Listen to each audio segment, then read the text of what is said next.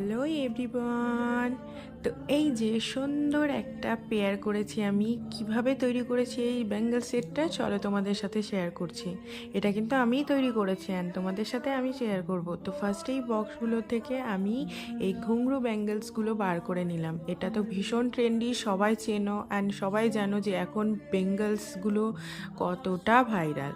তো ফার্স্টে আমি এই ব্যাঙ্গেলসগুলোকে বার করে নিলাম অ্যান্ড তারপরে এই যে মাল্টি কালার আমার একটা বক্স আছে যেখানে সুন্দর সুন্দর চুড়ির কালেকশন আছে, আর এগুলো হচ্ছে মিরর ব্যাঙ্গেলস, তোমরা তো জানোই।